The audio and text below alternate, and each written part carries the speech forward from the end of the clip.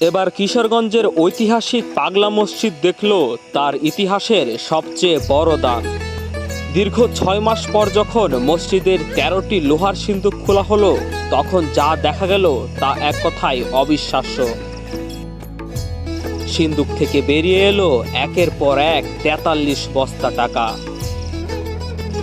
আর দিনভর গণনা শেষে মিলল রেকর্ড 15,90,80,146 টাকা, যা এই মসজিদের ইতিহাসে এ যাবৎকালের সর্বোচ্চ।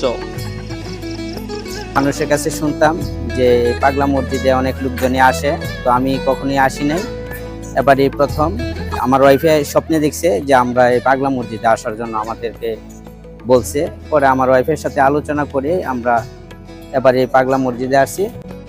কিন্তু কিভাবে শুরু হয়েছিল এই অলৌকিক আস্থার গল্প? এলাকায় প্রচলিত আছে নরসুন্দা নদীর তীরে এক আধ্যাত্মিক পাগল সাধক বসবাস করতেন। উনি নিজেই আজান দিতেন, নিজেই নামাজ পড়তেন। এলাকার মানুষ তার মাঝে খুঁজে পেয়েছিল এক পরম ভক্তি। এর পরবর্তীতে তার নামে গড়ে ওঠে এই পাগলা মসজিদ।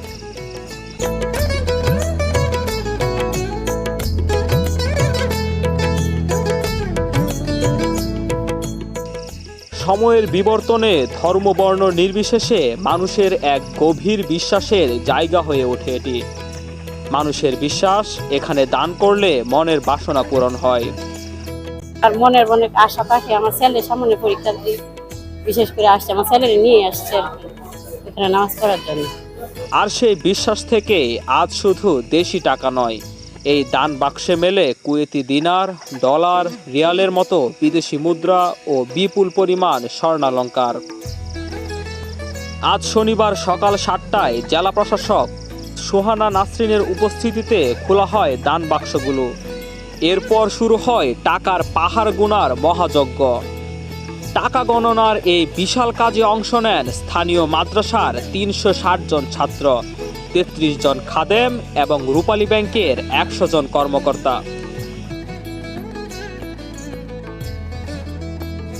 সন্ধ্যা 7টায় অতিরিক্ত জেলা ম্যাজিস্ট্রেট জেসমিন আক্তার এই বিপুল অঙ্কের টাকা প্রাপ্তির বিষয়টি নিশ্চিত করেন। এর আগে গত বছরের ডিসেম্বরে পাওয়া গিয়েছিল 11,78,00,000 টাকা। Akibuzzaman Khandakar, desk report, Narsunda Times.